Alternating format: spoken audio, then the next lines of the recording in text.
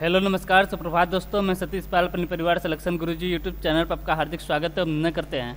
हम आशा करते हैं कि आप सभी स्वस्थ और मस्त होंगे।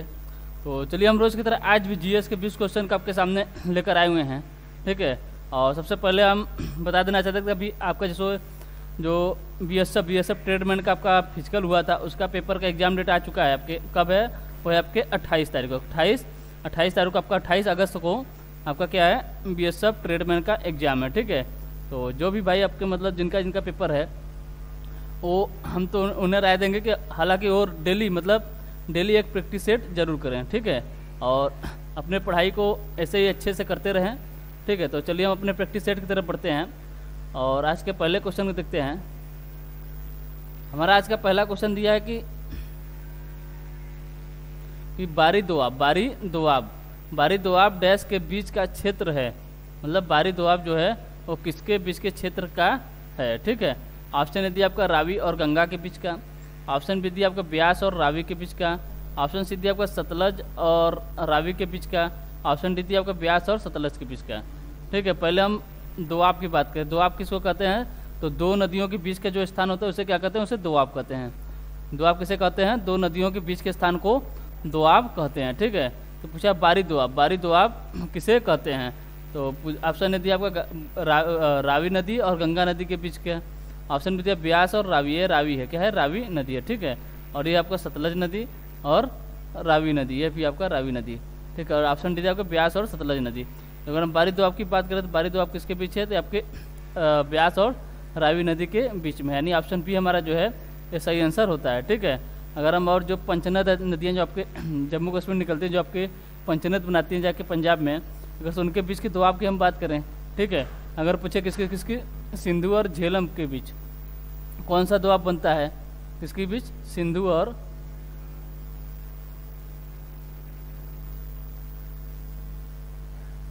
क्या है? सिंधु नदी और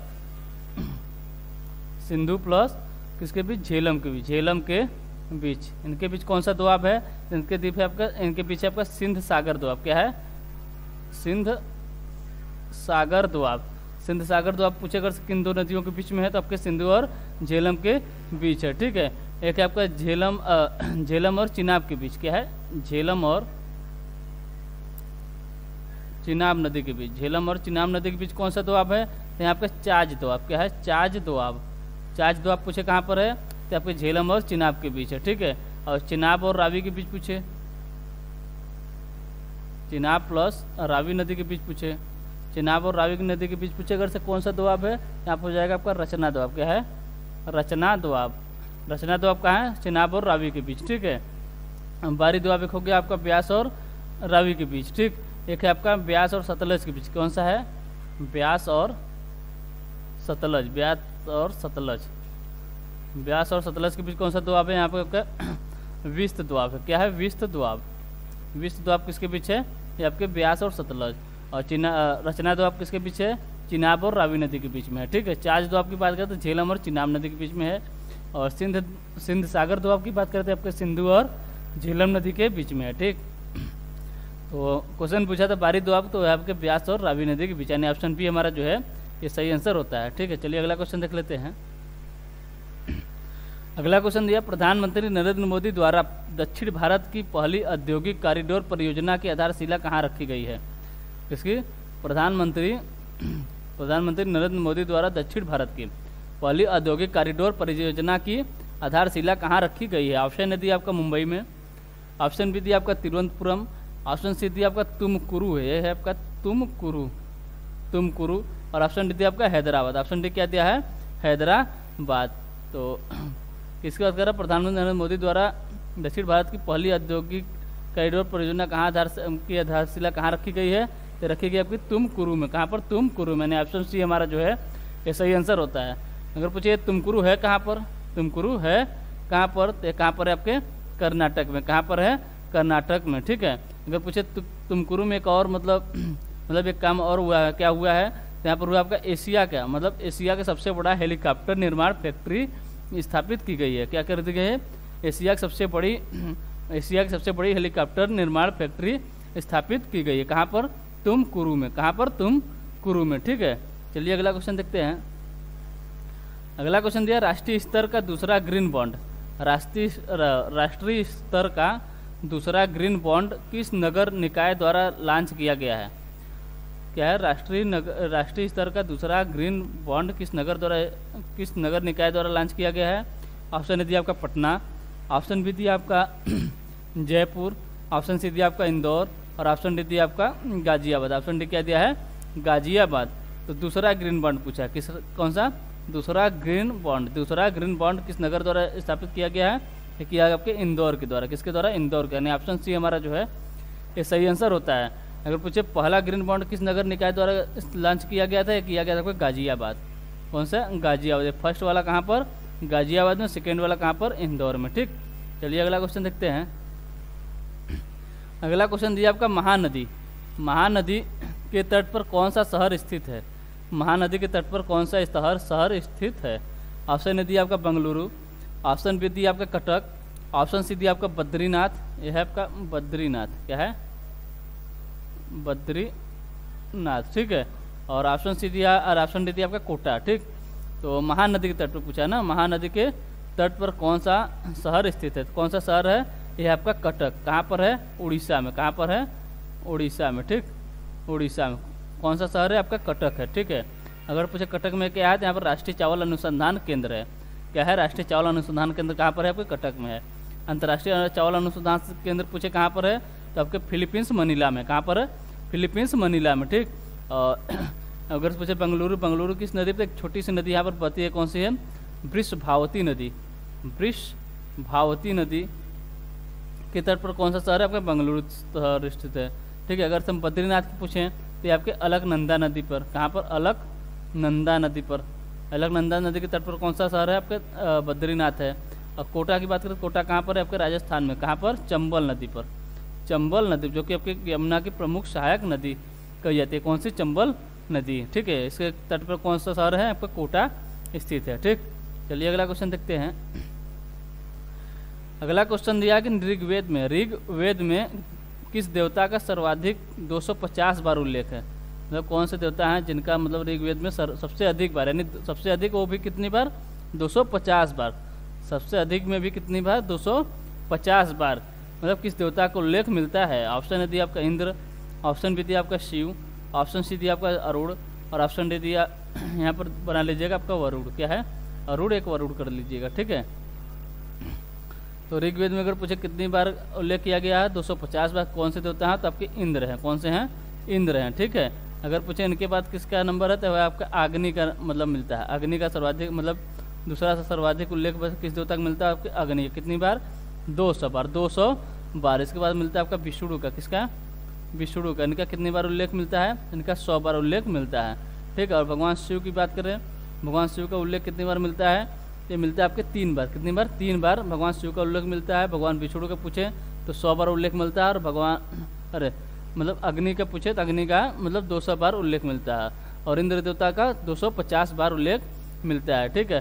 अगर हम इसी प्रकार नदियों के बारे में पूछ लेता है कि मतलब कौन सी नदी का सर्वाधिक बार उल्लेख मिलता है, या मतलब गंगा या ब्रह्मपुत्र सरस्वती की मतलब कितनी बार उल्लेख मिलता है, कितनी बार उल्लेख किया गया है? कहाँ पर? ऋग्वेद में, ठीक है। अगर हम सिंधु नदी की बात करें, किसकी? सिंधु नदी की बात करें, सिंधु नदी का उल्लेख अगर पूछे ऋग्वेद में कितनी बार मिलता है, यानी कितनी बार जिक्र किया गया है, ठीक। तो टोटल कितनी बार किया गया आपके 55 बार। कितनी बार? 55 बार, फिर ठीक है। और अगर पूछे सरस्वती नदी का उल्लेख कितनी बार किया गया है? तो किया गया आपके 50 बार। कितनी बार? 50 बार किया गया है। इसी प्रकार पूछ ले यमुना का, इसका यमुना नदी का तो किया गया आपके 3 बार। 3 बार यमुना नदी का, ठीक। और इसी प्रकार पूछता है आपका गंगा नदी का। गंगा नदी का उल्लेख कितनी बार किया गया? तो किया गया आपका 1 बार। कितनी बार? 1 बार, ठीक है। तो हो गया ना कि भगवान इंद्र का सर्वाधिक बार उल्लेख किया गया है ऋग्वेद में। कितनी बार? 250 बार। अग्नि का 200 बार। विष्णु भगवान का 100 बार। भगवान शिव का 3 बार। सिंधु नदी 55 बार। और सरस्वती नदी की बात करें तो यहाँ पर हो जाएगा आपका 50 बार। यमुना नदी 3 बार। गंगा नदी 1 बार, ठीक है। चलिए अगला क्वेश्चन देखते हैं। अगला क्वेश्चन दिया भारतीय क्षेत्र का सुदूर दक्षिणी बिंदु इंदिरा बिंदु कहाँ स्थित है? इंदिरा बिंदु कहाँ स्थित है, ठीक है। मतलब भारतीय क्षेत्र का सुदूर, मतलब अपने मतलब जो भूभाग है उससे कुछ दूर पर, जो आपका मतलब किसकी बात कर रहा है, बात करें तो उसके अंडमान निकोबार की, ठीक है। तो मतलब सुदूर दक्षिणा बिंदु क्या नाम है उसका, इंदिरा बिंदु कहाँ स्थित है। ऑप्शन ए दिया आपका अंडमान द्वीप में, ऑप्शन बी दिया आप ग्रेट निकोबार द्वीप में, ऑप्शन सी दिया आपका मालदीप में, और ऑप्शन डी दिया आपका लक्षद्वीप में। ऑप्शन डी क्या दिया है, लक्षद्वीप में। तो जो आपका इंदिरा बिंदु है कहाँ पर है, ये आपके कहाँ पर है, ग्रेट निकोबार द्वीप में। कहाँ, ग्रेट निकोबार द्वीप, यानी ऑप्शन बी हमारा जो है ये सही आंसर होता है।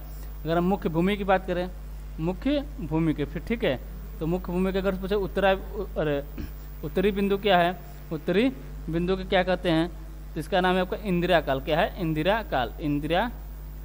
इंदिरा काल सबसे उत्तरी पॉइंट है, ठीक है। सबसे उत्तर में कौन सा है, इंदिरा काल। और दक्षिणी बात करें तो यहाँ पर है आपका कन्याकुमारी, दक्षिण में कन्याकुमारी। और अगर हम पश्चिम बात करें तो पश्चिम में क्या आपके गौहर माता भी कहते हैं। क्या है, गौहर माता, ठीक है। और दक्षिण की बात करें, दक्षिण में क्या है, दक्षिण में आपका किबीथू जो है आपके अरुणाचल प्रदेश में। किबीथू ये कहाँ पर है, ये आपके अरुणाचल प्रदेश में। कहाँ पर, अरुणाचल प्रदेश में, ठीक है। सबसे पूर्वी बिंदु क्या है, किबीथू जो कि अरुणाचल प्रदेश में है। सबसे दक्षिणी बिंदु क्या है, कन्याकुमारी में। कहाँ पर है, आपके तमिलनाडु में है। तमिलनाडु में आपके कन्याकुमारी है, ठीक है। और हम पूछे अगर से सबसे पश्चिमी बिंदु कौन सा है, तो आपके गौहर माता जो कहाँ पर आपके गुजरात में है। कहाँ पर, गुजरात में, ठीक। और सबसे उत्तरी बिंदु की बात करते हैं आपके इंदिरा काल, ये कहाँ पर है, आपके लद्दाख में है। कहाँ पर, लद्दाख में आपका इंदिरा काल है, ठीक है। अब पूछे सुदूर दक्षिणी बिंदु, इंदिरा बिंदु जो है कहाँ पर, आपके ग्रेट निकोबार द्वीप पर है, ठीक। यानी ऑप्शन बी हमारा जो है ये सही आंसर होता है। चलिए अगला क्वेश्चन देख लेते हैं। अगला क्वेश्चन दिया भारतीय संविधान के निर्माण के समय, संवैधानिक सलाहकार कौन थे। भारतीय संविधान के निर्माण के समय संवैधानिक सलाहकार कौन थे, ठीक है। ऑप्शन ए दिया आपका BN राव, ऑप्शन बी दिया आपका MN राव, ऑप्शन सी दिया आपका सरदार वल्लभ भाई पटेल, ऑप्शन डी दिया आपका सच्चिदानंद सिन्हा। ऑप्शन डी क्या दिया, सच्चिदानंद सिन्हा। पहले हम किसकी बात करें, संविधान सभा की। पूछे अगर संविधान सभा का मतलब गठन कब हुआ था, संविधान सभा का गठन कब हुआ था, तो हुआ था आपका 6 दिसंबर 1946 को। 6 दिसंबर 1946 को संविधान सभा का गठन हुआ था।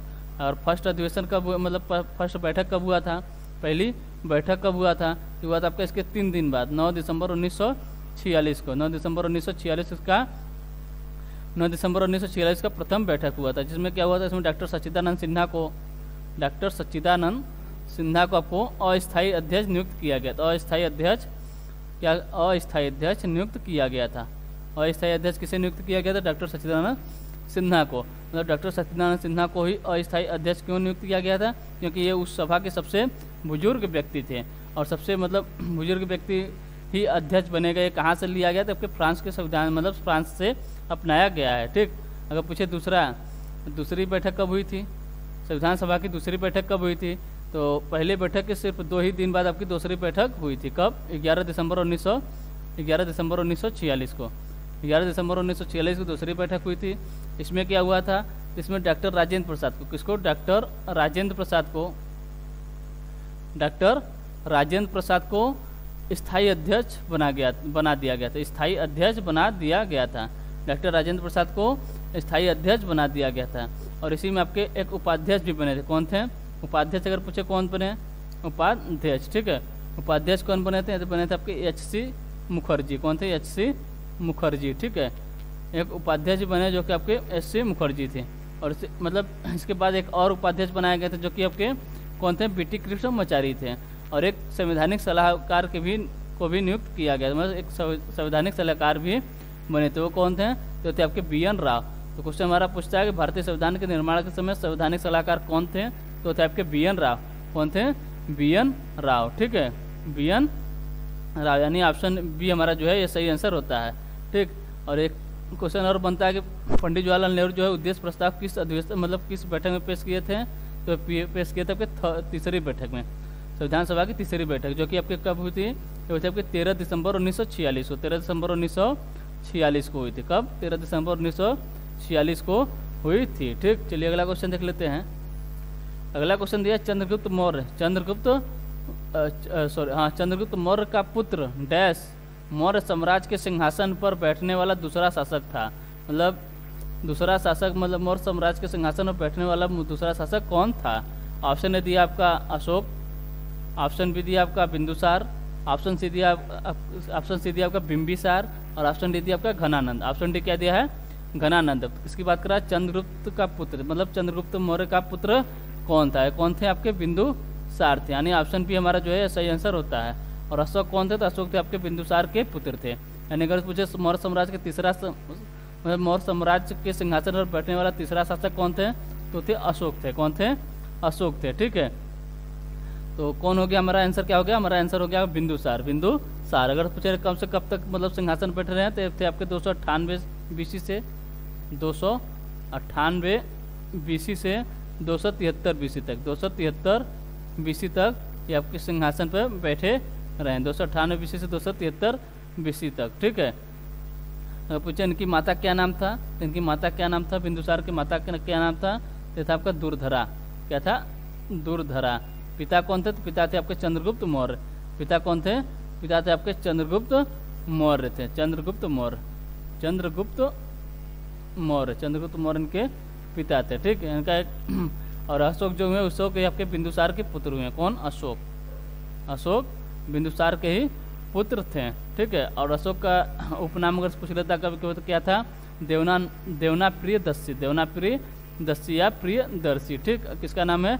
अशोक का उपनाम है। ठीक, चलिए अगला क्वेश्चन देखते हैं। अगला क्वेश्चन दिया निम्नलिखित में से कौन विश्व का सबसे बड़ा मैंग्रोव वन है? निम्नलिखित में से कौन विश्व का सबसे बड़ा मैंग्रोव वन है? ऑप्शन ए दिया आपका Godavari Krishna mangrove, option B दिया आपका पिचवरम वन, ऑप्शन सी दिया आपका पनामा मैंग्रोव की खाड़ी और ऑप्शन डी दिया सुंदर वन आरक्षित वन। तो विश्व का सबसे बड़ा पूछा है ना, विश्व का सबसे बड़ा मैंग्रोव वन कौन सा है? तो ये आपका सुंदरवन आरक्षित वन, सुंदरवन आरक्षित वन, जो कि आपके कहाँ पर? आपके पश्चिम बंगाल में मतलब सुंदरवन आरक्षित वन कहाँ पर है? ये आपके पश्चिम बंगाल और बांग्लादेश के मतलब के पास ही है। ठीक है, पश्चिम बंगाल और बांग्लादेश साथ ठीक पास है। ठीक, तो कौन सा है? सुंदरवन आरक्षित वन। ये विश्व का सबसे बड़ा मैंग्रोव वन है, यानी ऑप्शन डी हमारा जो है ये सही आंसर होता है। ठीक है, चलिए अगला क्वेश्चन देख लेते हैं। अगला क्वेश्चन दिया आपका एक संक्षिप्त परिचयात्मक, एक संक्षिप्त यहाँ पर था क्या था? एक संक्षिप्त परिचयात्मक था, एक संक्षिप्त परिचयात्मक वक्तव्य जो संविधान के मार्गदर्शक उद्देश्य, सिद्धांतों और दर्शन को निर्धारित करती है कहलाती है। ऑप्शन ए दिया आपका अनुच्छेद, ऑप्शन बी दिया आपका मौलिक अधिकार, ऑप्शन सी दिया आपका प्रस्तावना और ऑप्शन डी दिया आपका धारा या खंड। किसकी बात कर रहे हैं? एक संक्षिप्त मतलब संविधान को जो संक्षिप्त रूप से पूरे संविधान को एक संक्षिप्त रूप में जो बता दे उसे क्या कहते हैं? मौलिक अधिकार कहते हैं, अनुच्छेद कहते हैं, या प्रस्तावना कहते हैं, या धारा या खंड कहते हैं। ठीक है, तो अगर पूछे जो संक्षिप्त रूप से अगर संविधान का संक्षिप्त रूप पूछे कौन सा है तो आपका प्रस्तावना। क्या है? प्रस्तावना, यानी ऑप्शन सी हमारा जो है ये सही आंसर होता है। ठीक है, चलिए अगला क्वेश्चन देख लेते हैं।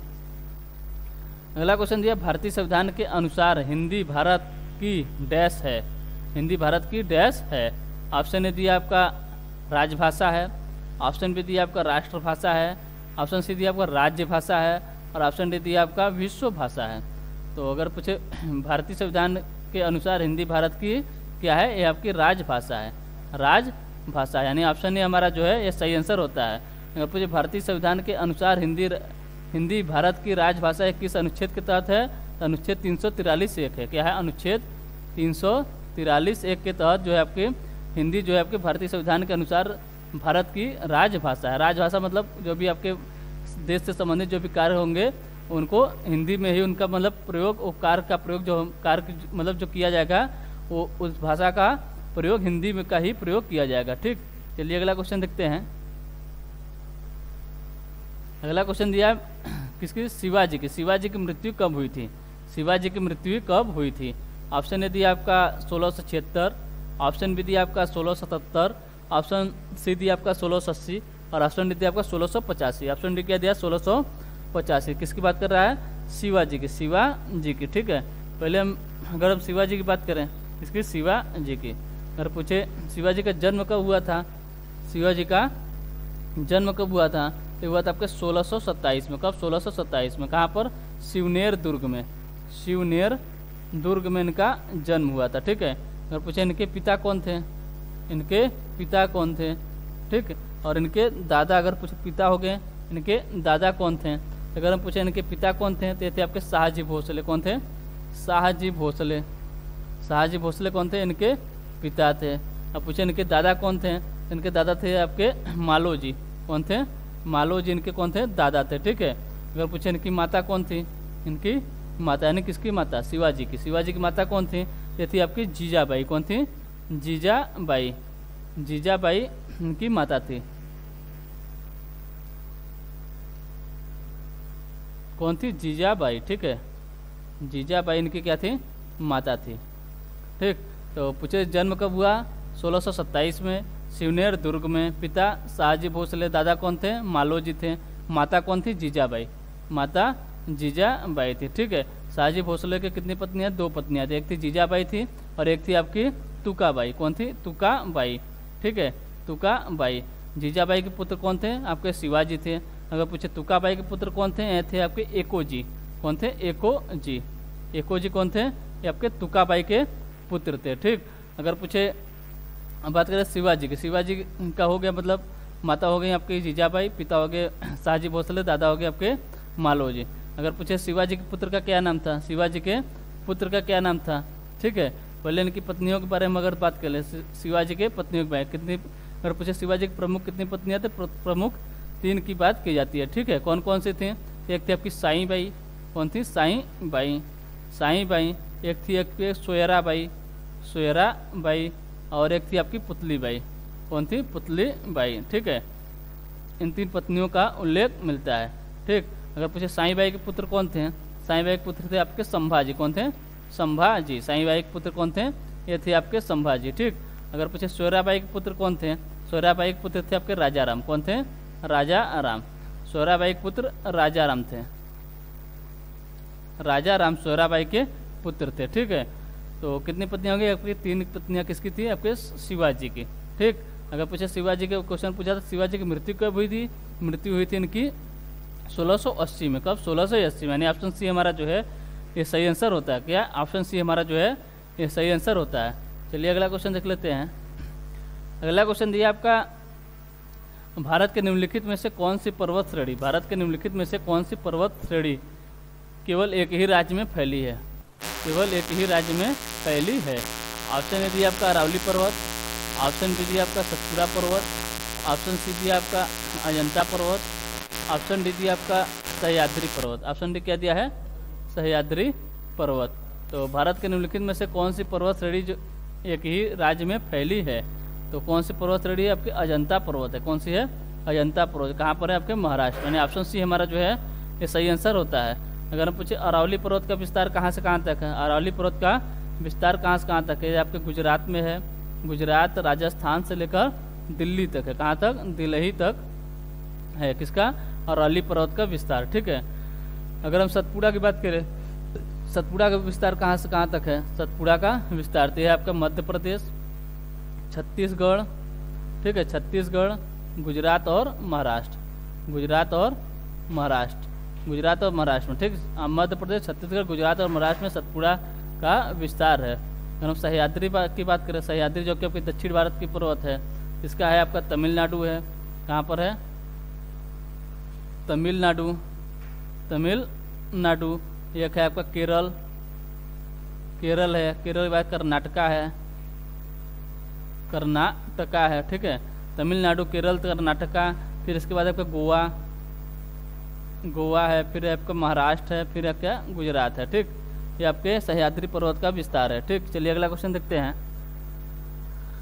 अगला क्वेश्चन दिया, एक नया राज्य बनाने में, एक नया राज्य बनाने में संवैधानिक संशोधन के लिए कैसा बहुमत चाहिए? मतलब एक नया राज्य बनाने में, एक नया राज्य बनाने में संवैधानिक संशोधन के लिए कैसा बहुमत चाहिए? ऑप्शन ए दिया आपका साधारण बहुमत, ऑप्शन बी दिया आपका 2/3 बहुमत, ऑप्शन सी दिया आपका 3/4 बहुमत, और ऑप्शन डी दिया आपका इनमें से कोई नहीं। ऑप्शन डी क्या दिया है? इनमें से कोई नहीं। ठीक है। तो पहले हम बात कर ले कि मतलब जो नया राज्य बनाया जाता है किस अनुच्छेद के तहत बनाया जाता है। तो अगर पूछे बाहर से कोई अगर से मतलब किसी भाग को मतलब कोई भाग अगर से किसी देश का भाग को अगर देश में मिलाना चाहते हैं तो अनुच्छेद 2 के तहत मिला सकते हैं। अनुच्छेद 2 कहता है कि मतलब हम बाहर से कोई भी भाग अपने देश में जोड़ सकते हैं, ठीक है। जैसे इसका अगर सीधा सीधा उदाहरण देखें तो कौन सा राज्य है, ये आपका सिक्किम है। कौन सा राज्य है, सिक्किम है, जो कि आपका जोड़ा गया था अनुच्छेद 2 के तहत। और अनुच्छेद 3 क्या कहता है, अनुच्छेद 3 कहता है कि मतलब भारत के अंदर जो भी राज्य हैं उनकी सीमाओं में परिवर्तन और उनके नाम में भी परिवर्तन किया जा सकता है। अनुच्छेद 3 क्या कहता है कि भारत के अंदर जो भी राज्य या यूटी हैं उनके नाम सीमाओं में परिवर्तन किया जा सकता है, ठीक है। और अनुच्छेद 1 क्या कहता है, अनुच्छेद 1 में आपके राज्य किसे यूटी और राज्य के बारे में बताया गया। अनुच्छेद 1 में क्या बताया गया है, यूटी और राज्य के बारे में, ठीक है। इसमें अनुच्छेद 1 कहता है कि इंडिया अर्थात भारत जो है आपका राज्यों का संघ है। इंडिया अर्थात भारत जो है आपके राज्यों का संघ है। और अनुच्छेद 4 की बात करें, किसकी, अनुच्छेद 4 की। अनुच्छेद 4 कहता है कि ये जो मतलब किसी राज्य को मिला सकते हैं या जो देश के अंदर मतलब राज्य या यूटी हैं उनके परिवर्तन या उनके भाग या नाम में परिवर्तन जो किया जाता है वो साधारण बहुमत के द्वारा किया जा सकता है। किसके द्वारा, अनुच्छेद 4 कहता है कि साधारण बहुमत से कर सकते हैं। यानी ऑप्शन ए हमारा जो है अनुच्छेद 4 के तहत ऑप्शन ए हमारा क्या हो रहा है, ये सही आंसर हो रहा है, ठीक है। ऑप्शन ए हमारा जो है ये सही आंसर होता है कि एक नया राज्य बनाने में संवैधानिक संशोधन के लिए कैसा बहुमत चाहिए, तो साधारण बहुमत चाहिए, ठीक है। ये किस में लिखा है, ये लिखा है आपके अनुच्छेद 4 में, ठीक। चलिए अगला क्वेश्चन देख लेते हैं। अनुच्छेद अगला क्वेश्चन दिया आपकी भारत में गरीबी का अनुमान किस आधार पर लगाया जाता है। भारत में गरीबी का अनुमान जो है किस आधार पर लगाया जाता है। ऑप्शन ए दिया आपका घरेलू उपभोग व्यय, ऑप्शन बी दिया आपका प्रति पूंजी आय, ऑप्शन सी दिया आपका प्रति व्यक्ति आय और ऑप्शन डी दिया इनमें से कोई नहीं। तो भारत में गरीबी का अनुमान जो है किस आधार पर लगाया जाता है, ये लगाया जाता है घरेलू उपभोग के व्यय पर, ठीक है। ऑप्शन ए हमारा जो है ये सही आंसर होता है, ठीक। चलिए अगला क्वेश्चन देखते हैं। अगला क्वेश्चन दिया भारतीय राष्ट्रीय कांग्रेस के पहले अध्यक्ष कौन थे। भारतीय राष्ट्रीय कांग्रेस के पहले अध्यक्ष कौन थे। ऑप्शन ए दिया आपका ए.ओ. ह्यूम, ऑप्शन बी दिया आपका W.C. बनर्जी, ऑप्शन सी दिया आपका दादा भाई नौरोजी, ऑप्शन डी दिया आपका ऑप्शन डी क्या दिया, इनमें से कोई नहीं, ठीक है। तो पहले हम भारतीय राष्ट्रीय कांग्रेस की बात करें। भारतीय राष्ट्रीय कांग्रेस की बात करें, इसकी स्थापना कब हुई थी, ये हुई थी आपके 28 दिसंबर 1885। 28 दिसंबर 1885 को भारतीय राष्ट्रीय कांग्रेस की स्थापना हुई थी। किसने की थी, तो किए थे आपके ए.ओ. ह्यूम ने। अगर पूछे भारतीय राष्ट्रीय कांग्रेस के पहले अध्यक्ष कौन थे, भारतीय राष्ट्रीय कांग्रेस के पहले अध्यक्ष कौन थे और पहला अधिवेशन कब हुआ था, तो हुआ था आपका 1885 में ही, ठीक। ये पहले अध्यक्ष कौन थे, ये थे आपके W.C. बनर्जी यानी भूपेश चंद्र बनर्जी, यानी ऑप्शन बी हमारा जो है ये सही आंसर होता है, ठीक है। अगर हम पूछे मतलब 2-3 क्रम तक कभी कभी पूछ लेता है कि मतलब तीसरे अध्यक्ष कौन थे या तीसरा अधिवेशन जो हुआ कहाँ पर था, ठीक है। चलिए हम देख लेते हैं ऐसे 1885 से लेकर 1890 तक का। 1885, 1886 हो गया, फिर हो गया 1887, 1888, 1889, फिर 1890, ठीक है। इसके अगर हम पूछे याद करने के लिए एक ट्रिक है, मतलब कहाँ कहाँ पर हुए थे, ठीक। इसके लिए याद करने क्या है, बक मई बक, ठीक है। तो ब से क्या हो गया, बॉम्बे में, कहाँ पर, बॉम्बे में। 1885 का अधिवेशन कहाँ पर हुआ था, ये आपके बॉम्बे में। इसके अध्यक्ष कौन थे, ये थे आपके W.C. बनर्जी। कौन थे, W.C. बनर्जी थे, यानी भूपेश चंद्र बनर्जी। पहले अध्यक्ष कहाँ पर कौन थे आपके, W.C. बनर्जी यानी भूपेश चंद्र बनर्जी। कहाँ पर हुआ था, बॉम्बे में हुआ था। कहाँ पर, बॉम्बे में हुआ था, ठीक है। अगर पूछे दूसरा कहाँ पर हुआ था, यानी दूसरा यानी 1886 में कहाँ पर हुआ था, क से बक न, तो हो गया आपका कलकत्ता। कहाँ पर, कलकत्ता में यानी कोलकाता में। दूसरा अधिवेशन कहाँ पर हुआ था, कोलकाता में। इसके अध्यक्ष कौन थे, ये थे आपके दादा भाई नौरोजी। कौन थे, दादा भाई नौरोजी, ठीक। तीसरा कहाँ पर हुआ था, ये हो गया बक, फिर हो गया आपका मई, म से कहाँ पर होगा, मद्रास में। कहाँ पर, मद्रास में, बक मई बक, मद्रास में, ठीक है। तो तीसरे मतलब 1887 के अध्यक्ष कौन थे, ये थे आपके बदरुद्दीन तैयब जी आपके तीसरे कांग्रेस के तीसरे अधिवेशन के अध्यक्ष थे। और इनको बता दें बदरुद्दीन कांग्रेस के मतलब कांग्रेस अधिवेशन के पहले मुस्लिम अध्यक्ष भी थे। पहले मुस्लिम अध्यक्ष पूछे कौन थे, तब थे बदरुद्दीन तैयब जी। कब थे, 1887 में। कहाँ पर हुआ था, मद्रास में हुआ था, ठीक है। और अगला हम चौथा की बात करें 1888 में, कहाँ पर हुआ था, बक मई बक, ये कहाँ पर हुआ था, आपके इलाहाबाद में हुआ था। कहाँ पर, इलाहाबाद में हुआ था, ठीक है। इसके अध्यक्ष कौन थे, ये आपके जॉर्ज यूल। जॉर्ज यूल कौन थे, जॉर्ज यूल, ये आपके पहले अंग्रेज अध्यक्ष थे। कौन थे, जॉर्ज यूल जो थे आपके पहले अंग्रेज अध्यक्ष थे, ठीक। अगर पूछे इसकी 1889 कहाँ होता है, बक मई बक, ये भी आपका कहाँ पर हुआ, ये भी आपके बॉम्बे में हुआ। कहाँ पर, बॉम्बे में हुआ। कहाँ पर, बॉम्बे में हुआ। इसके अध्यक्ष कौन थे, ये थे आपके बेडबर्न, बेडबर्न, ठीक। ये दूसरे अंग्रेज ही हैं, ठीक। और हुआ आपका पाँचवा हो गया आपका 90 में। कब, 90 में। कहाँ पर, ये भी आपका कलकत्ता में हुआ, यानी कोलकाता में, ठीक, कोलकाता में। अगर पूछे इसके अध्यक्ष कौन थे, इसके अध्यक्ष थे आपके फिरोज शाह मेहता, ठीक है, ठीक है। तो एक बार फिर से देख लेते हैं। अगर पूछे भारतीय राष्ट्रीय कांग्रेस के अध्यक्ष कौन थे, आपके WC बनर्जी थे। किसने स्थापना की, ये वो ह्यूम ने स्थापना की। कब हुआ था स्थापना, 28 दिसंबर 1885 को हुआ था, ठीक है। पहला अधिवेशन कहाँ पर हुआ, बॉम्बे में हुआ, WC बनर्जी 1885 में। दूसरा आपका कहाँ पर, कलकत्ता में हुआ, दादा भाई नौरोजी। अगर पूछे दादा भाई नौरोजी कितनी बार, दादा भाई नौरोजी कितनी बार अध्यक्षता किए थे, टोटल आपकी 3 बार अध्यक्षता किए थे। और एक क्वेश्चन और बनता है कि मतलब भारतीय राष्ट्रीय कांग्रेस मतलब कितनी महिलाओं ने, मतलब भारतीय राष्ट्रीय कांग्रेस के अधिवेशन के कितनी महिलाओं ने अध्यक्षता की थी, तो टोटल कितनी की थी, 3 महिलाओं ने। 3 महिलाओं ने। कब कब, 3 महिलाओं ने कब कब की थी, तो की थी आपके 1917 में। कब,